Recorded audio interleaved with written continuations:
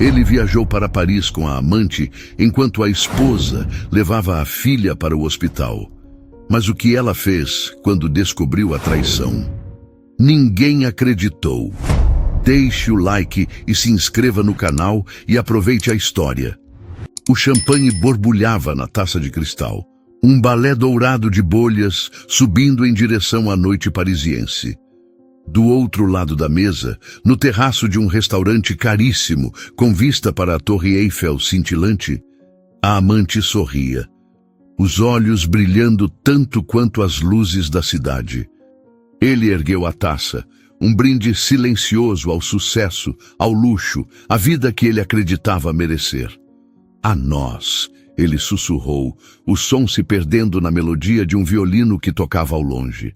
Naquele exato instante, a milhares de quilômetros de distância, sob o céu pesado e úmido de Salvador, o único som que Helena ouvia era o choro fraco da sua filha e o ruído agudo dos seus próprios pneus cantando no asfalto.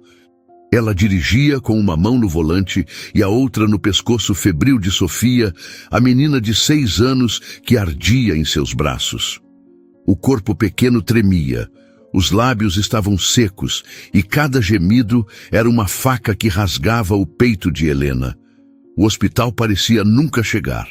As ruas de Salvador, normalmente tão vibrantes, transformaram-se num labirinto de semáforos vermelhos e esquinas sombrias.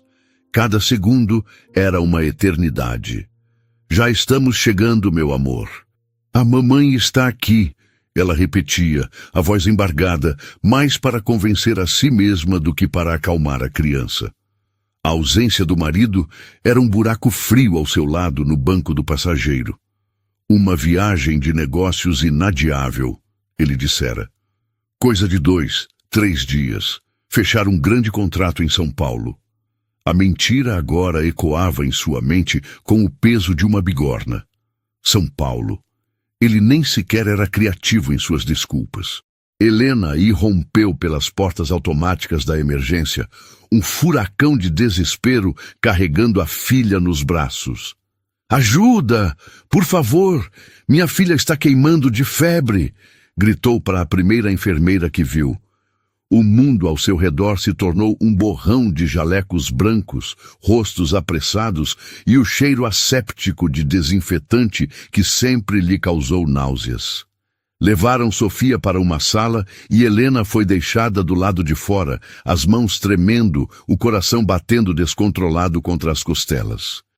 Ela se encostou na parede fria do corredor, o suor gelado escorrendo por sua testa, e sentiu o peso esmagador da solidão desabar sobre ela. Não era a primeira vez. Longe disso. A solidão era sua companheira mais fiel. Ela se lembrou do aniversário de 5 anos de Sofia, quando o pai prometeu chegar a tempo para o parabéns, mas ligou de um bar barulhento, a voz arrastada pelo álcool, dizendo que o trabalho o prendeu. Helena teve que sorrir para a filha, cortar o bolo e inventar uma história sobre como o papai estava salvando o mundo em uma reunião muito importante. Lembrou-se das noites de Natal em que ele sumia, alegando plantões de última hora em sua empresa, para depois ela descobrir, por meio de fofocas ou de um deslize dele mesmo, que a emergência tinha nome, endereço e um decote generoso. Houve a vez em que ela mesma precisou ser internada para uma cirurgia de apendicite de emergência. Ele estava em um congresso no Rio de Janeiro. Ela acordou da anestesia em um quarto vazio, com um buquê de flores murchas enviado por ele e um bilhete com uma caligrafia apressada. Melhoras, querida. O dever me chama. O dever. Que piada de mau gosto. O dever dele era com a adrenalina da conquista, com a validação de outras mulheres, com a construção de uma vida paralela onde ele era o herói, o empresário bem-sucedido, o amante irresistível. Para ela, sobrava o papel da esposa compreensiva, a guardiã do lar, a tola que sempre perdoava. Cada perdão era um pedaço de sua alma que ela entregava. Ele voltava arrependido. com presentes caros e promessas vazias que soavam como poesia aos seus ouvidos carentes. Você é a única, meu amor. Foi uma fraqueza, um erro estúpido. Nunca mais vai acontecer. E ela, cega pela esperança de resgatar o homem por quem um dia se apaixonou, acreditava. Ou fingia acreditar. Acreditava porque a alternativa, a verdade nua e crua de que seu casamento era uma farsa, era aterrorizante demais para encarar.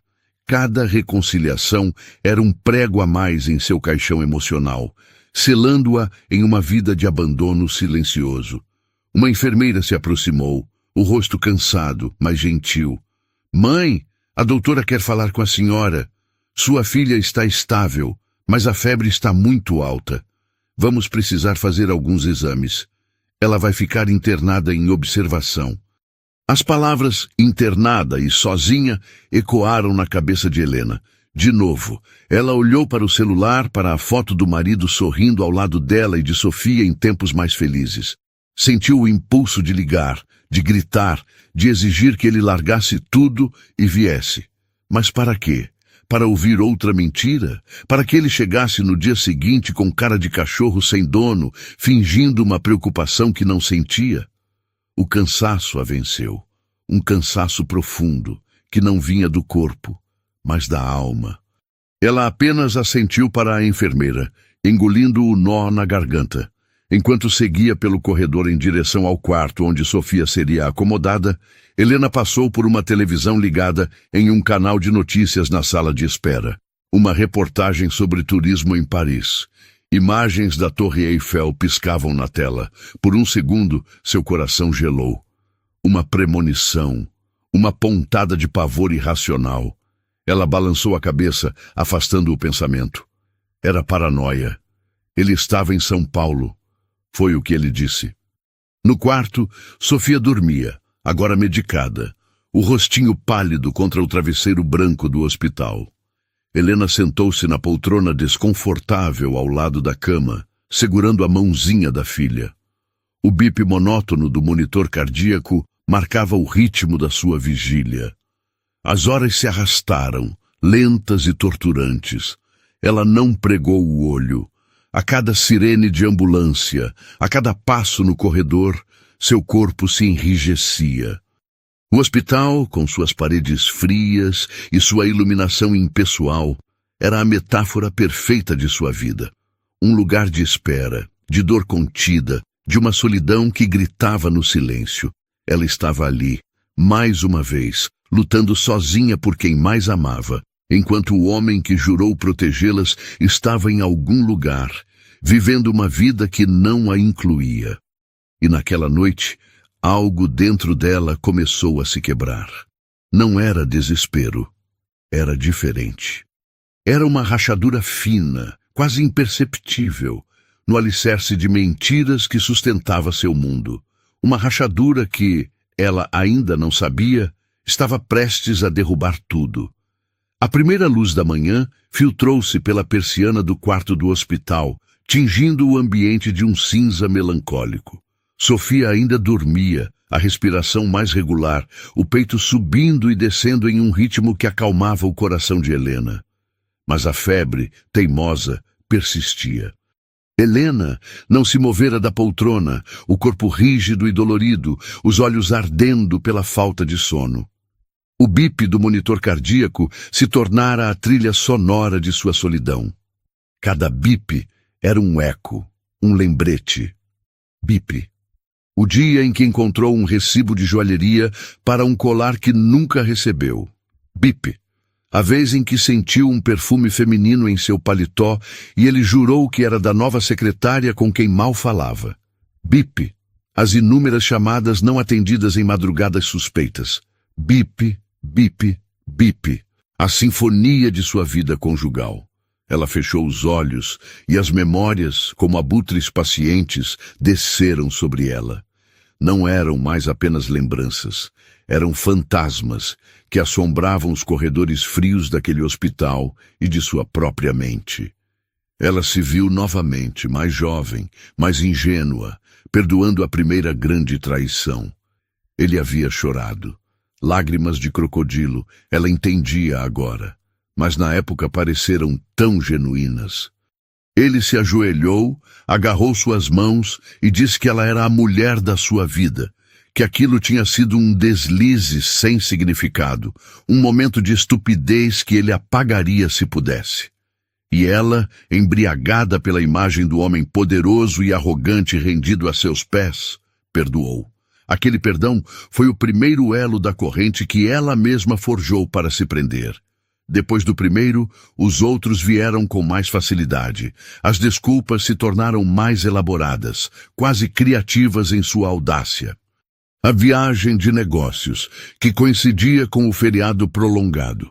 O happy hour com clientes importantes, que se estendia até o amanhecer. O celular que passou a ter senha, por segurança da empresa. Cada mentira era uma pá de terra jogada sobre a confiança que um dia existiu entre eles. E cada vez que ela o confrontava, ele se tornava um mestre da manipulação. Invertia o jogo, acusando-a de ser ciumenta, controladora, de sufocá-lo. Você não confia em mim, Helena. Depois de tudo o que construímos, essa sua insegurança vai acabar com o nosso casamento. E ela, exausta de brigar, com medo de ficar sozinha, com medo de destruir a família que idealizara, recuava, cedia, perdoava. Cada perdão era um veneno que ela bebia, esperando que ele morresse. Mas era ela quem se enfraquecia, pouco a pouco, até quase desaparecer dentro de si mesma. O hospital era, de fato, o palco perfeito para essa epifania dolorosa. As paredes brancas, estéreis, refletiam o vazio de sua vida. A espera angustiante por um diagnóstico, por uma melhora, era a mesma espera que ela vivia há anos. A espera por um marido que nunca chegava, por um amor que nunca se concretizava, por uma felicidade que parecia sempre estar no quarto ao lado, mas nunca no seu. Ali, naquele ambiente de dor e vulnerabilidade, não havia distrações. Não havia a rotina da casa, as tarefas de mãe, os almoços com amigas, onde ela fingia que tudo estava perfeito. Havia apenas ela, o silêncio e a verdade cruel que a encarava do outro lado da cama de sua filha. Ela se levantou, as pernas bambas, e foi até a janela. A cidade despertava lá fora. Carros começavam a encher as ruas. Pessoas caminhavam apressadas para seus compromissos. Um mundo inteiro se movia, indiferente ao seu drama particular. Ela pegou o celular, o dedo pairando sobre o contato dele. Ricardo. O nome parecia estranho, pertencente a um desconhecido. O que ela diria? Sua filha está no hospital? Ele provavelmente responderia com um: estou em uma reunião, ligo depois. Ou talvez, para variar, encenasse um desespero convincente. Meu Deus, estou pegando o primeiro voo de volta. E chegaria horas depois, com a cara amassada de quem dormiu pouco e o cheiro do perfume de outra mulher impregnado na pele. Ela não suportaria, não hoje. Pela primeira vez, a ideia de ouvir a voz dele lhe causava repulsa física. Ela guardou o celular e voltou a se sentar. A imagem do marido se sobrepôs à do médico, que passara rapidamente pelo quarto durante a madrugada para checar Sofia. Um residente jovem com olheiras profundas, mas com uma gentileza no olhar que a desarmou. Ele lhe ofereceu um copo de água, perguntou se ela precisava de um cobertor. Um gesto simples, humano. Um gesto que ela não recebia de seu marido há anos. A gentileza de um estranho doeu mais do que a ausência de Ricardo. Doeu porque a lembrou do que ela não tinha, do que lhe era negado todos os dias. O cuidado, a atenção, a simples presença. As horas se arrastavam. Enfermeiras entravam e saíam trocando o soro, medindo a temperatura, falando em termos técnicos que Helena mal conseguia processar. Ela apenas balançava a cabeça, os olhos fixos em Sofia. A menina se mexeu, resmungou algo ininteligível e abriu os olhos por um instante. Mamãe, sussurrou a voz rouca. Estou aqui, meu amor. Estou aqui. Helena respondeu, acariciando seu cabelo úmido de suor. Naquele momento, uma clareza cortante a atingiu. Ela estava ali. Ela sempre esteve. Era ela quem acalmava os pesadelos, quem soprava os joelhos ralados, quem contava histórias até Sofia dormir. Era ela quem construía o mundo seguro e amoroso de sua filha. Ricardo era uma figura periférica, um ator coadjuvante na própria família que ele deveria protagonizar. Ele era o provedor, sim. O dinheiro dele comprava a casa confortável, a escola cara, as roupas bonitas. Mas dinheiro não segurava a mão de uma criança febril no meio da noite. Dinheiro não substituía um abraço de pai. A percepção a atingiu com a força de uma onda. Ela não era fraca. Como poderia ser fraca se suportava tudo aquilo de pé? Como poderia ser fraca se era a rocha na qual a vida de sua filha se ancorava? A fraqueza não estava nela. A fraqueza estava em sua decisão de aceitar menos do que merecia, em sua esperança tola de que um homem quebrado pudesse ser consertado pelo seu amor. Ela olhou para as próprias mãos que tremiam levemente. Eram as mãos de uma mulher cansada, mas não de uma mulher derrotada. O sol já estava alto quando uma amiga, Clara, ligou. Sua voz era um misto de preocupação e hesitação. Helena, desculpe ligar, sei que você deve estar ocupada, mas... Você está bem? Helena franziu a testa. Estou no hospital com a Sofia. Ela passou a noite com febre alta. Mas por que a pergunta? Houve uma pausa do outro lado da linha. Uma pausa longa demais. Clara, o que foi? A voz da amiga voltou, baixa, quase um sussurro. Helena, uma conhecida nossa, a Patrícia, postou umas fotos no Instagram. Ela está em Paris. E... bem, ela marcou umas pessoas. O Ricardo está com ela. O mundo de Helena parou de girar. O bip do monitor, os sons do corredor, a luz do sol, tudo desapareceu. Havia apenas a voz de Clara ecoando em um vácuo ensurdecedor. Paris. Não São Paulo. Paris. Com ela, a amante. A mesma que ele jurou ter deixado para trás há 6 meses, na última grande crise. A mesma para quem ele disse que era apenas um passatempo idiota. A foto. Ela precisava ver. Me manda, Helena disse, a voz fria como o aço, irreconhecível para si mesma. Segundos depois, a notificação chegou. Ela abriu a imagem com os dedos trêmulos. E lá estava ele, Ricardo, sorrindo. O mesmo sorriso que ele dava para ela nas fotos de família. Ele estava abraçado a uma mulher loira, deslumbrante. Ao fundo, inconfundível, a Torre Eiffel brilhava. A legenda da foto dizia: Noites parisienses com as melhores companhias. Ele não estava apenas traindo. Ele estava humilhando-a publicamente, exibindo sua traição como um troféu. A dor que a atingiu foi diferente de todas as outras. Não foi a dor aguda da descoberta, nem a dor surda da suspeita. Foi uma dor visceral. Uma explosão silenciosa que partiu de seu estômago e subiu pela garganta queimando tudo em seu caminho. Ela não gritou, não chorou. Uma calma assustadora tomou conta dela. Era o estalo final, a última peça do quebra-cabeça doentio de sua vida se encaixando. A rachadura que surgira na noite anterior se transformou em um abismo. Ela olhou para a foto, para o rosto feliz de seu marido e depois olhou para o rosto adormecido e febril de sua filha. E naquele contraste brutal, a mulher que perdoava morreu. Em seu lugar, outra nasceu. Uma mulher forjada na solidão de um quarto de hospital, batizada pela traição mais cruel de todas. Uma mulher que não tinha mais nada a perder, porque já haviam lhe tirado tudo. Ou assim ela pensava.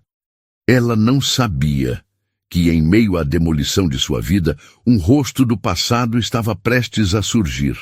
Não como mais um fantasma, mas como uma possibilidade improvável de reconstrução. O ar no quarto do hospital parecia ter se solidificado.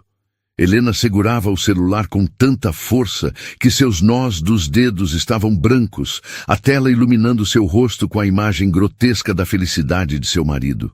Paris, a cidade do amor. Que ironia sangrenta! Cada detalhe da foto era uma tortura. O braço dele, possessivamente ao redor da cintura da amante, o sorriso dela, presunçoso e vitorioso, o champanhe na mesa. Era um espetáculo de traição, curado e postado para o mundo ver. A dor que a atravessou foi tão física que ela teve que se apoiar na beirada da cama de Sofia para não cair.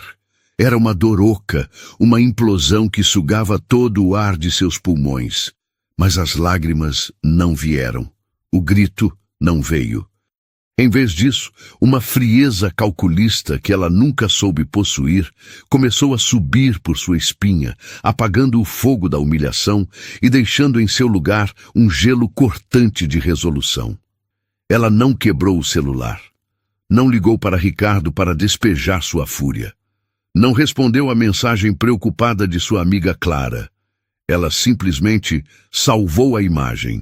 Fez uma captura de tela da postagem inteira, incluindo o nome do perfil que publicou, a data, a hora e a legenda.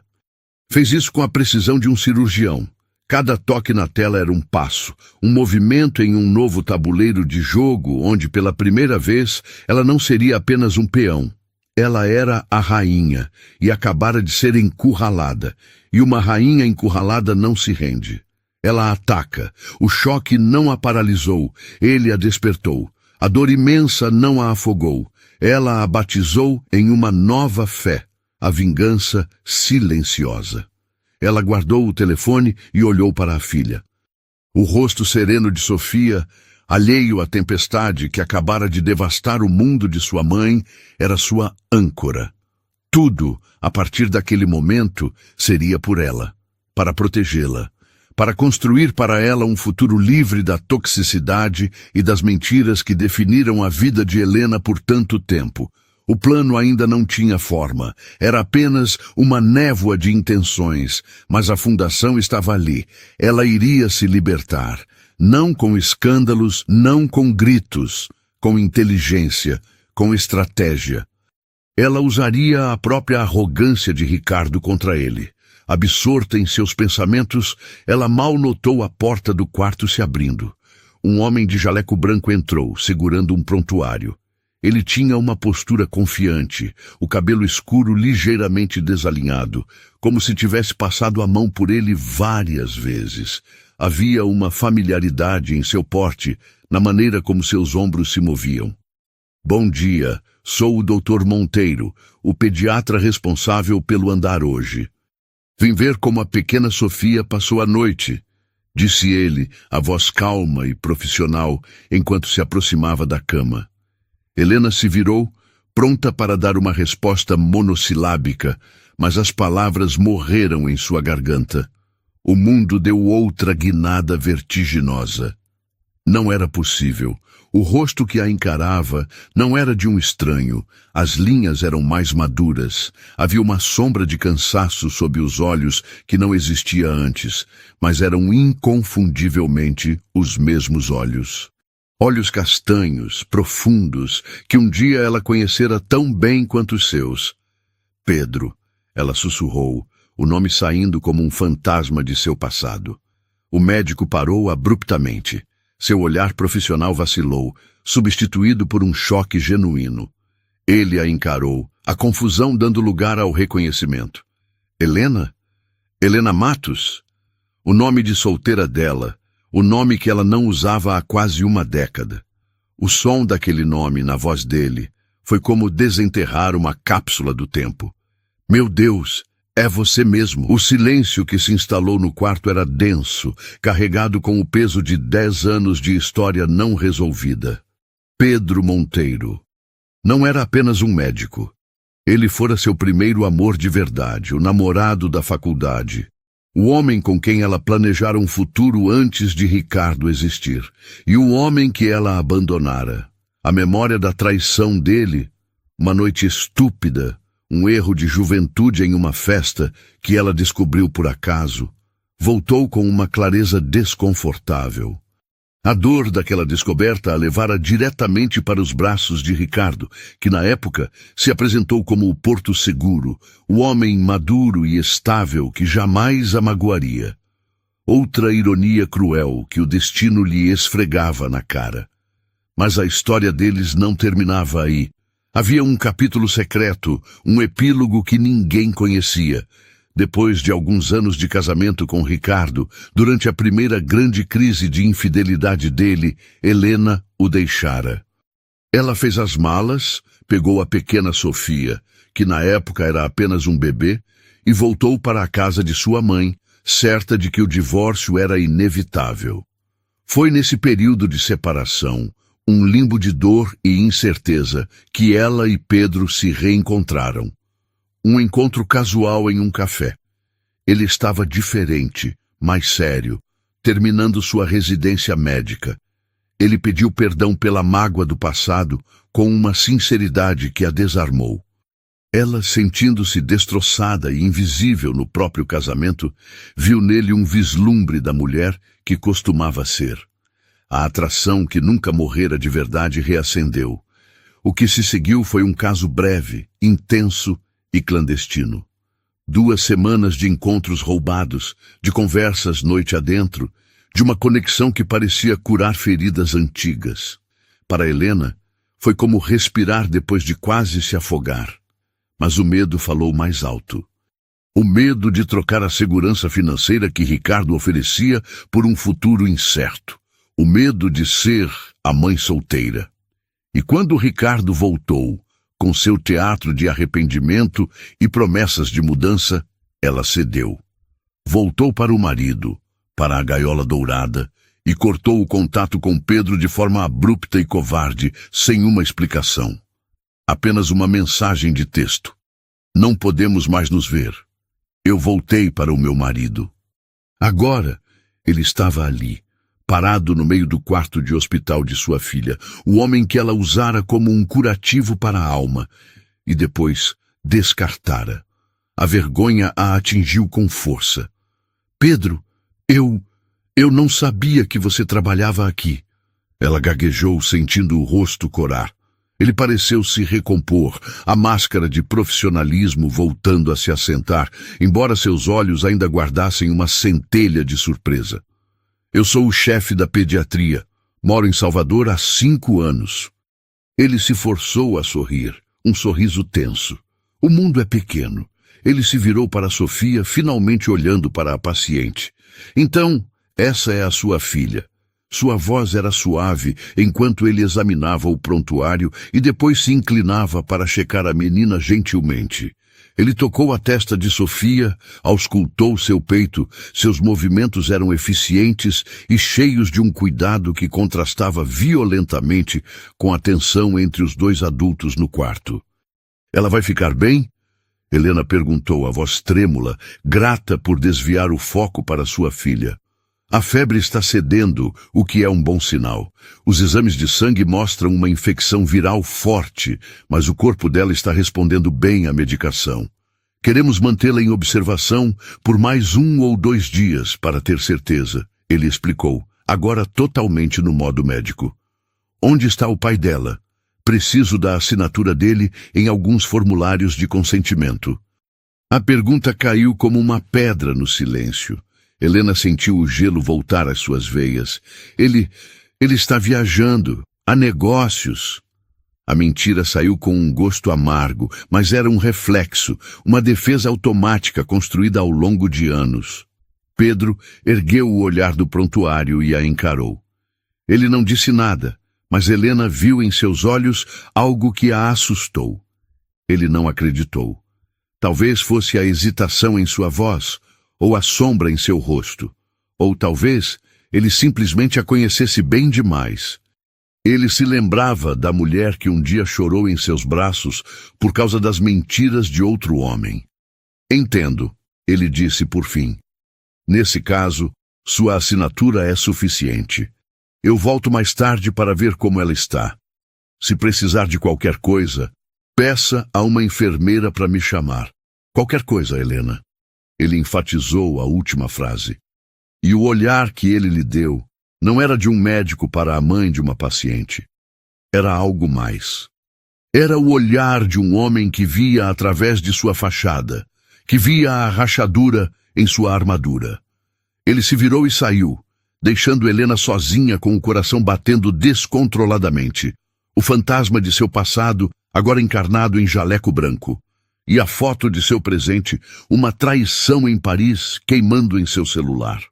O universo não estava apenas sendo irônico, estava lhe dando as peças. A dor da traição, a força recém-descoberta e agora, a aparição do único homem que conhecia o segredo mais profundo de seu coração. O jogo havia definitivamente começado. A presença de Pedro no hospital transformou o ambiente asséptico em um campo minado emocional. Cada vez que ele entrava no quarto para checar Sofia, o ar ficava rarefeito, carregado de palavras não ditas e memórias que flutuavam entre eles como poeira sob a luz. Helena se sentia exposta, como se ele pudesse ver não apenas a mãe aflita, mas a mulher que ela fora, a mulher que ela se tornara, e o abismo entre as duas. A tensão era quase palpável. Ela se pegava endireitando a postura, ajeitando uma mecha de cabelo, gestos automáticos de uma vaidade que ela pensava ter esquecido, soterrada sob camadas de ressentimento e cansaço. Ele, por sua vez, mantinha uma fachada de profissionalismo impecável. Sua interação com Sofia era de uma ternura que apertava o coração de Helena. Ele não a tratava como mais um caso no corredor lotado. Ele se ajoelhava ao lado da cama para ficar na altura dela. Explicava com uma voz suave o que iria fazer, usava o estetoscópio para ouvir os segredos do coração dela.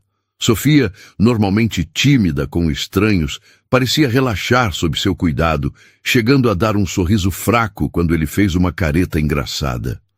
Ver aquele homem, uma figura tão complexa de seu próprio passado, cuidando com tanto zelo da pessoa mais importante de sua vida, era desconcertante. Era uma mistura de gratidão profunda e um desconforto agudo. Durante uma das visitas, enquanto ele ajustava o gotejamento do soro, Helena deixou escapar, a voz mais baixa que um sussurro. Obrigada, Pedro, por tudo isso. Ele parou o que estava fazendo, mas não se virou para encará-la. É o meu trabalho, Helena. Não, ela insistiu. Você sabe que não é só isso. Você está sendo gentil. A palavra pairou no ar. Gentileza, um bem tão raro em sua vida que parecia um artigo de luxo. Ele finalmente a olhou, e por um segundo a máscara de médico caiu. Seus olhos castanhos a estudaram com uma intensidade que a fez prender a respiração. Você parece cansada, ele disse, mudando de assunto, mas a preocupação em sua voz era genuína. Você comeu alguma coisa? Dormiu? Ela apenas balançou a cabeça negativamente. A verdade é que a fome e o sono haviam desaparecido, substituídos por uma adrenalina alimentada a cafeína e resolução. Ele suspirou, um som de frustração contida. Você não vai ajudar sua filha a se desmaiar ao lado da cama dela. Há uma cantina no térreo. Vá, eu fico aqui até você voltar. Prometo que não saio do lado dela. A oferta era simples, mas o significado era imenso. Ele não estava apenas oferecendo um favor.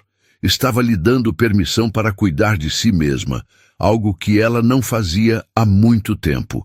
E estava se oferecendo para preencher o vazio deixado por Ricardo, para ser a presença vigilante que deveria estar ali. Hesitante, ela aceitou. Enquanto caminhava pelos corredores em direção à cantina, as lembranças daquelas 2 semanas, 10 anos atrás, a assaltaram com uma vividez avassaladora.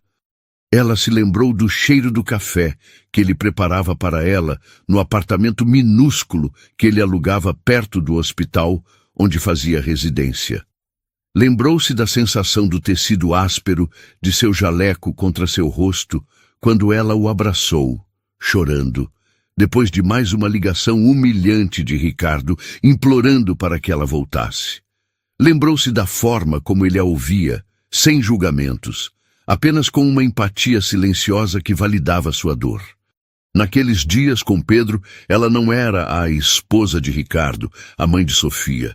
Ela era apenas Helena, uma mulher desejada, inteligente, interessante. Ele a fizera lembrar de quem ela era antes de seu casamento a apagar.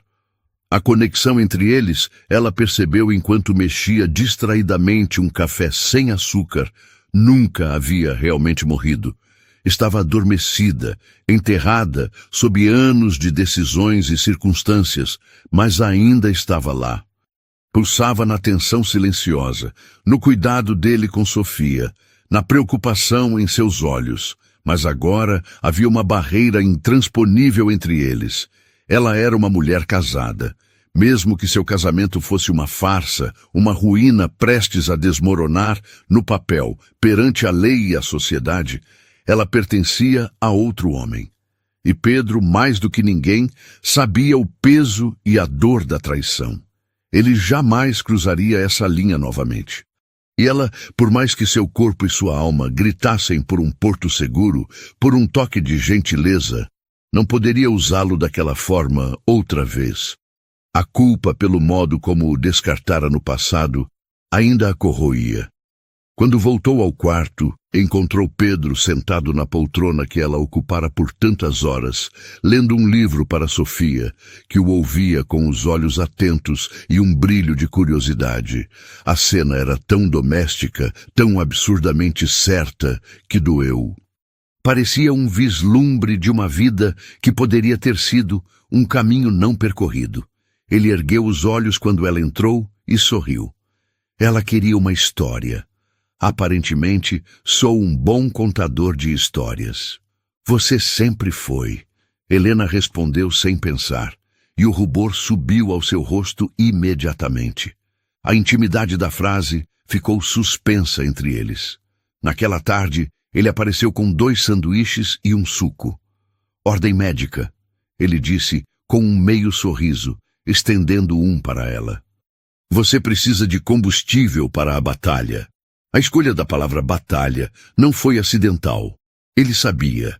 Ele não precisava dos detalhes, não precisava ver a foto de Paris. Ele via o abandono em seus olhos, a exaustão em seus ombros, a ausência de um marido em um momento em que nenhuma desculpa de viagem de negócios seria plausível para um homem decente. Ele via a mulher que ele conhecera, forte e vibrante, agora reduzida a uma sombra de si mesma, lutando sozinha em uma trincheira. E ele tomou uma decisão. Ele não podia ser seu amante, não podia refazer o passado, mas podia ser seu aliado. Seu apoio era discreto, quase invisível para os outros. Ele agilizava os resultados dos exames, trazia-lhe café, conversava com as enfermeiras para garantir que Sofia tivesse a melhor atenção. E o mais importante, ele conversava com Helena.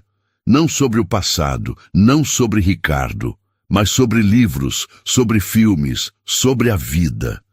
Ele a lembrava de que havia um mundo fora daquelas paredes brancas e do drama de seu casamento.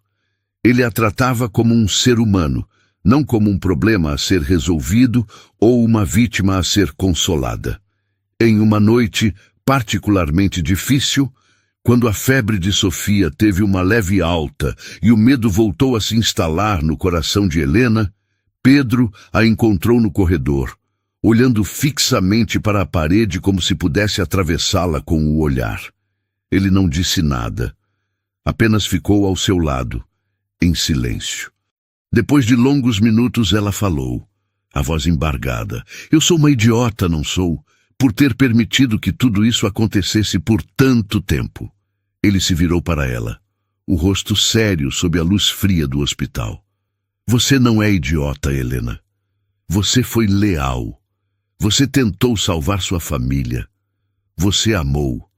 Não há nada de idiota nisso. A culpa nunca é de quem tenta consertar as coisas.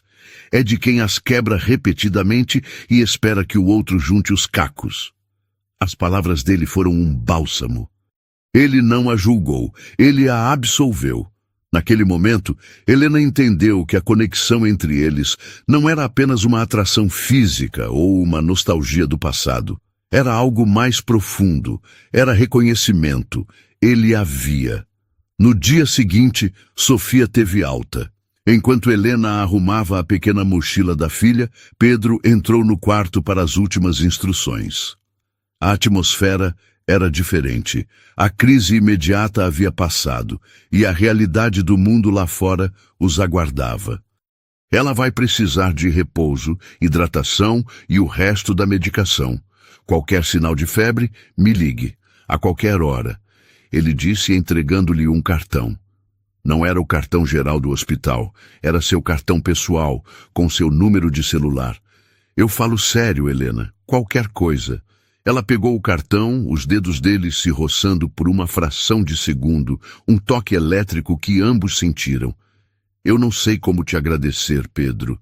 Fique bem e forte, ele respondeu, o olhar fixo no dela. A batalha está apenas começando, não é? Não era uma pergunta, era uma afirmação. Ele sabia que a alta do hospital não era o fim do problema, mas o começo de outro, muito maior. E com aquele olhar, com aquele cartão, ele estava lhe dizendo, sem palavras, que ela não precisava mais lutar sozinha. A barreira do casamento ainda estava lá, sólida e imponente. Mas uma ponte de apoio discreto havia sido construída. E para Helena, naquele momento, essa ponte era a única coisa que a impedia de cair no abismo. A porta da frente se abriu com um clique familiar, e a voz de Ricardo ecoou pela casa, falsamente jovial. Querida, cheguei. Ele entrou na sala de estar arrastando uma mala de grife, o rosto ostentando um bronzeado que definitivamente não era de São Paulo. Ele usava o sorriso ensaiado de marido pródigo, aquele que misturava cansaço de uma viagem de trabalho exaustiva com a alegria de estar de volta ao lar. Por um instante, o velho reflexo de Helena quase a fez se levantar para recebê-lo, para perguntar sobre a viagem, para manter a farsa. Mas a mulher que faria isso estava morta e enterrada em um quarto de hospital. A mulher que o encarava agora, sentada no sofá com uma calma glacial, era uma estranha para ele. Bem-vindo de volta, ela disse, a voz desprovida de qualquer emoção. A viagem a Paris foi produtiva? Ricardo congelou no meio do caminho, o sorriso vacilando.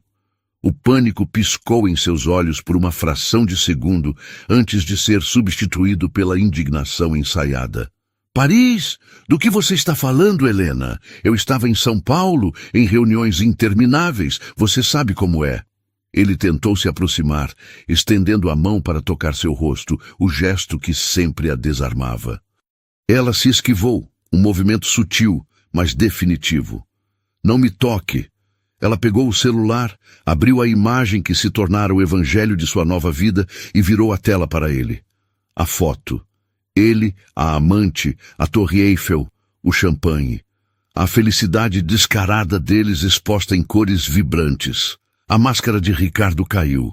O rosto dele passou por uma sucessão de cores, do bronzeado falso ao vermelho da raiva e ao pálido do choque. Ele ficou sem palavras, pego em sua própria mentira de forma irrefutável. A primeira reação dele não foi o remorso, foi a fúria por ter sido descoberto. Quem te mandou isso? Foi aquela sua amiga, a Clara. Eu vou acabar com... Não importa quem mandou. Helena o cortou, a voz firme como uma lâmina. Importa que eu vi. Importa que enquanto sua filha queimava de febre em um hospital, você brindava ao seu romance em Paris. A menção à filha pareceu ser o gatilho para o teatro do arrependimento. Sofia, o que aconteceu com ela? Ela está bem? Meu Deus, Helena, por que você não me ligou? Eu teria pego o primeiro avião. A performance era digna de um prêmio. As mãos na cabeça, a voz embargada de falsa preocupação. Mas os olhos dele não conseguiam esconder o cálculo, a busca frenética por uma nova estratégia, uma nova mentira que pudesse consertar aquilo. Eu não liguei porque não preciso de você. Ela respondeu, levantando-se. Nem eu, nem ela. Nós nunca precisamos. Eu só era tola demais para perceber. Ela caminhou até a mesa de centro e pegou um envelope pardo. Isso chegou para você hoje. Ele pegou o envelope, a desconfiança estampada no rosto. Rasgou-o com impaciência. Seus olhos percorreram o documento. Era uma notificação oficial. Uma intimação. Ele a encarou. A incredulidade se transformando em um rosnado. Divórcio? Você está pedindo o divórcio? Você ficou louca, Helena, depois de tudo o que eu te dei? Você acha que pode simplesmente me descartar? Eu não estou te descartando, Ricardo. Estou me livrando de um câncer. A calma dela o enlouquecia. Ele esperava lágrimas, gritos, um escândalo. Ele não sabia como lidar com aquela mulher fria e determinada que o encarava como se ele fosse um inseto. Você não vai conseguir nada! Ele cuspiu as palavras. Nada. Eu vou contratar os melhores advogados. Você vai sair dessa sem um centavo. Vai voltar a morar com a sua mãe. Helena deu um sorriso sem humor. Aí é que você se engana. Foi então que ela revelou o primeiro passo de seu plano, meticulosamente traçado nos dias que se seguiram à alta de Sofia, com o apoio de um advogado voraz que sua amiga Clara lhe indicou. Você parece esquecer como sua fortuna começou. Você se lembra de um investimento inicial há 12 anos? Um valor considerável que tirou sua empresa do buraco e a transformou no que ela é hoje? Ricardo a olhou confuso. O que tem isso? Aquele dinheiro não era seu, era meu.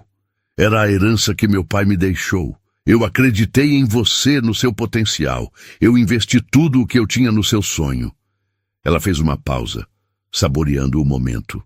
E eu tenho os extratos bancários da época, os documentos da transferência, tudo arquivado e autenticado. Meu advogado parece achar que isso constitui uma parte substancial do patrimônio da empresa. Ele chama isso de prova irrefutável de investimento inicial. Parece que, na verdade, você construiu seu império com o meu dinheiro. O rosto de Ricardo ficou lívido. Ele se lembrava. Vagamente, mas se lembrava. Na época foi o dinheiro que salvou sua pele, mas em sua narrativa de sucesso, ele convenientemente apagou a origem dos fundos, atribuindo tudo ao seu próprio gênio empresarial. E tem mais, continuou Helena, implacável. As fotos, plural, não apenas a de Paris. Meu advogado contratou um detetive. Temos um dossiê bastante completo. Datas, locais, nomes, incluindo a viagem para Angra no nosso aniversário de casamento e o congresso no Rio de Janeiro, que coincidiu com a minha cirurgia. Tudo documentado. Ele cambaleou para trás, apoiando-se na parede. Estava encurralado, mas a arrogância era uma segunda pele para Ricardo. Você não pode provar nada. E o dinheiro? Você acha que pode simplesmente pegar o que é nosso? Nosso? Ela riu, um som amargo. Não se preocupe, eu não fiz nada ilegal. Não sou como você. Mas como administradora legal da nossa conta conjunta de investimentos, eu tomei a liberdade de exercer meu direito de liquidar uma parte dos ativos. Apenas uma pequena reserva de emergência, ela disse, a voz tingida de sarcasmo, para garantir que Sofia e eu tenhamos onde morar e o que comer, enquanto a justiça decide qual porcentagem do seu império foi, na verdade, construída por mim. Você ficaria surpreso com o quão rápido um bom gerente de banco age quando apresentamos uma procuração válida. Ela não havia conseguido transferir tudo, nem perto disso. O advogado a aconselhara a ser estratégica, a garantir apenas o suficiente para se manter firme, para não dar a ele brechas para acusá-la de roubo. Mas era o bastante. Era a sua liberdade. Ricardo a olhava com um ódio puro, primal. A mulher que ele controlara por anos, a esposa dócil e previsível, havia se transformado em uma adversária formidável. Ela não apenas o descobrira, ela o antecipara. Ela não reagiu, ela agiu. Enquanto ele bebia champanhe em Paris, ela planejava a guerra em Salvador. Ele não via mais a esposa que traiu, mas a inimiga que o desmascarou e ameaçava tomar metade de tudo o que ele considerava seu. Você vai se arrepender disso, Helena. Ele sibilou, a voz baixa e ameaçadora. Você não tem ideia do que eu sou capaz. Você quer uma guerra? Você terá uma guerra. E eu vou destruir você. Ele pegou a mala, deu-lhe as costas e saiu, batendo a porta com uma força que fez os quadros na parede tremerem. Helena permaneceu imóvel no meio da sala. O silêncio que se seguiu foi o mais libertador que ela já sentira em toda a sua vida. A batalha havia sido declarada. Mas, pela primeira vez, ela não estava assustada. Ela estava pronta. O ar da sala de audiências era pesado, denso com a formalidade da madeira escura, o cheiro de papel antigo e a eletricidade da animosidade humana. Helena sentia-se estranhamente calma, uma ilha de serenidade em um oceano de tensão. Do outro lado, Ricardo era a própria personificação da arrogância. Ele se sentava reclinado em sua cadeira, flanqueado por 3 advogados, que pareciam clones um do outro em seus ternos caros e expressões presunçosas. Ele não olhava para Helena. Seu olhar varria a sala com um ar de desprezo, como um rei inspecionando um território que ele já considerava conquistado. Ele não estava ali para um divórcio, estava ali para uma aniquilação. A audiência começou, e o advogado principal de Ricardo, um homem com cabelos prateados e uma voz untuosa, iniciou o ataque. Ele pintou um retrato de Helena, como uma mulher instável, desequilibrada e vingativa. Usou a retirada estratégica de dinheiro que ela fizera como prova de seu caráter duvidoso e ganancioso. Descreveu-a como uma mãe negligente, citando a recente hospitalização de Sofia como um exemplo de sua incapacidade de prover um ambiente seguro, convenientemente omitindo que o pai estava em Paris com a amante durante o ocorrido. A cada palavra, Helena sentia o olhar do juiz, um homem de meia-idade com um rosto impassível, pesar sobre ela. Ela não reagiu, apenas manteve as mãos cruzadas sobre o colo, o coração batendo em um ritmo lento e constante. Então, veio o golpe que Ricardo acreditava ser o cheque-mate. Seu advogado, com uma pausa dramática, anunciou a principal exigência de seu cliente. Meritíssimo, meu cliente, senhor Ricardo Torres, em vista da instabilidade emocional e financeira da senhora Matos, e pensando unicamente no bem-estar de sua amada filha, Sofia, requer a guarda unilateral da menor. Um murmúrio percorreu a pequena plateia. O advogado continuou, a voz gotejando falsa preocupação. Adicionalmente, considerando que a senhora Matos se apropriou indevidamente de uma quantia significativa de recursos e que meu cliente terá que arcar sozinho com a criação e educação da criança, requeremos que seja estipulada uma pensão alimentícia a ser paga por ela a ele. A audácia da manobra sugou o ar da sala. Pedir a guarda era cruel. Pedir pensão era um ato de humilhação tão profundo, tão perverso, que era quase surreal. Ficou claro para todos, inclusive para o juiz, cuja sobrancelha se arqueou quase imperceptivelmente, que aquilo não era sobre amor ou preocupação. Era vingança em sua forma mais pura. Ricardo não queria a filha. Ele queria a arma mais poderosa para ferir Helena, para subjugá-la, para garantir que, mesmo após o fim, ele ainda a controlaria através da dor da perda de sua filha. Ele a olhou naquele momento. Um sorriso de escárnio mal contido nos lábios. Era o seu triunfo. O advogado de Helena, um homem enérgico e perspicaz, levantou-se para protestar, mas o juiz ergueu a mão pedindo silêncio. Ele se virou para Helena. Senhora Matos, a senhora tem algo a dizer sobre este pedido? Toda a sala se virou para ela. O momento havia chegado. A calma que ela cultivara por semanas se solidificou em uma força inabalável. Ela se levantou, não com a postura de uma vítima, mas com a dignidade de uma rainha prestes a fazer seu movimento final. Sim, meritíssimo, eu tenho.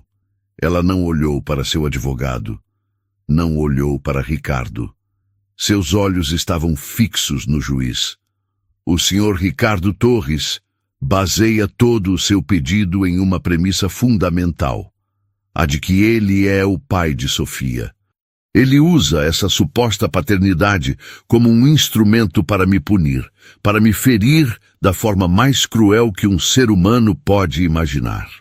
Ela fez uma pausa, deixando o peso de suas palavras assentar. Ele luta por vingança, não por amor, e eu posso provar. Com um movimento lento e deliberado, ela se inclinou e pegou um envelope pardo de sua bolsa.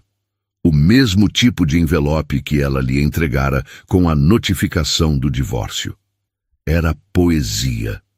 Ela caminhou até a mesa do escrivão e entregou o envelope. Meritíssimo, eu gostaria de apresentar este documento como prova.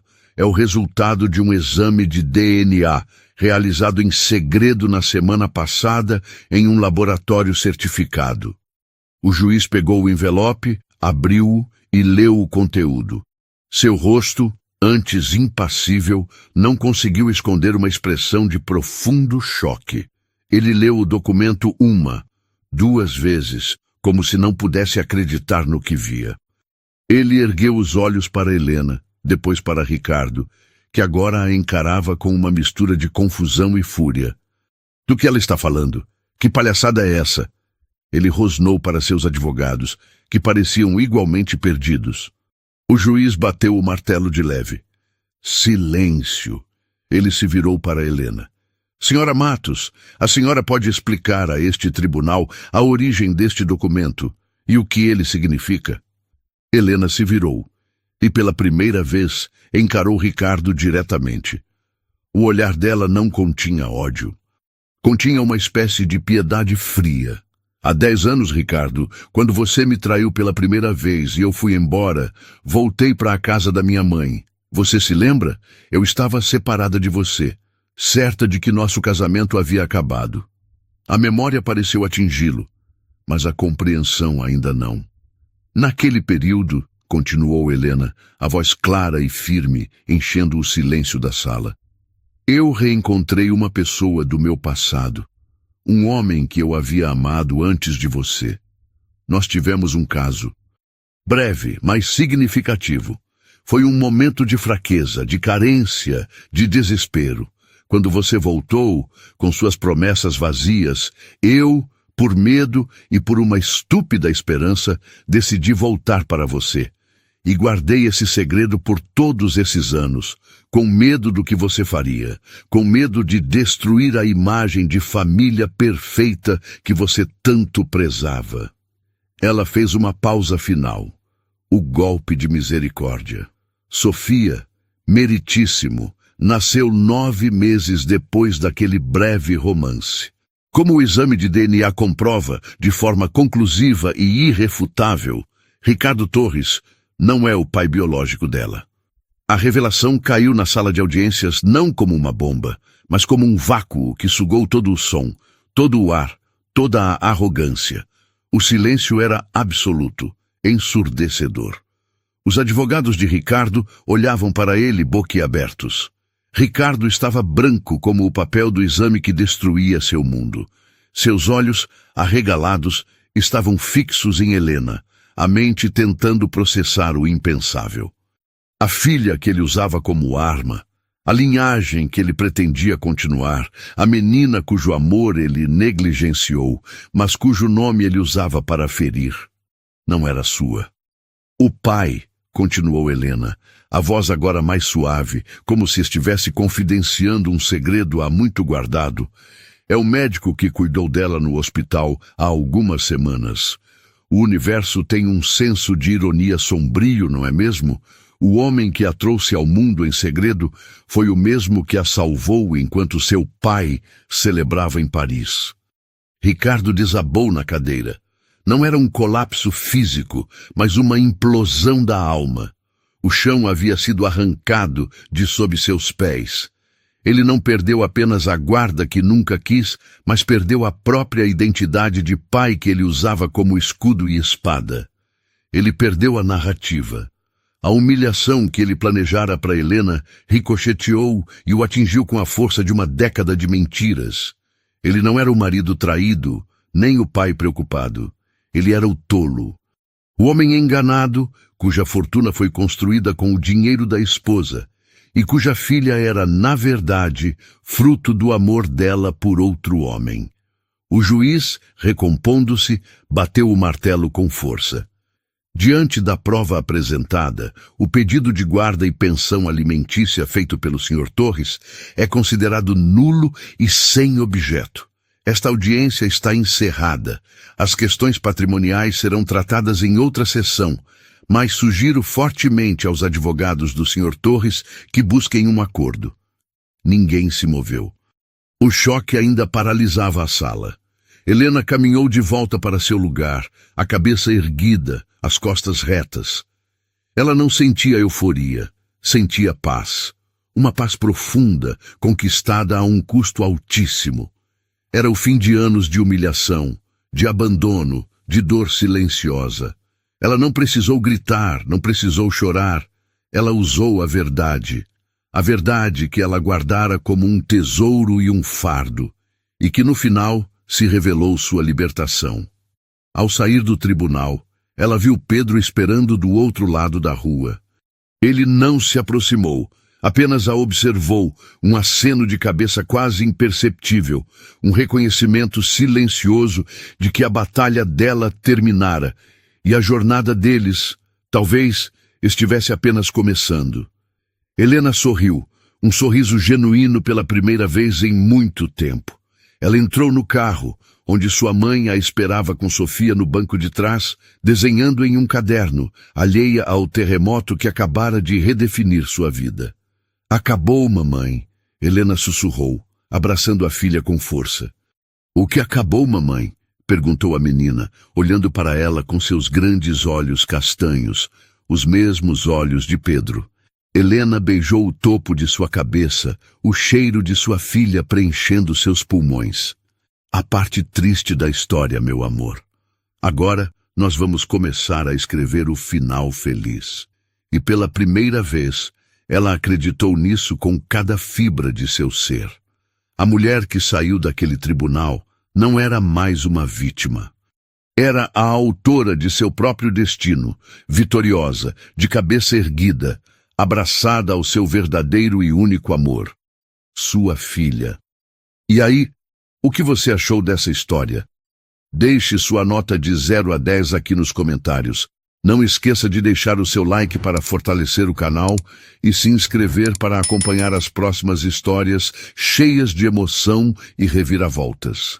Desejo a você uma ótima semana, cheia de bênçãos e boas surpresas.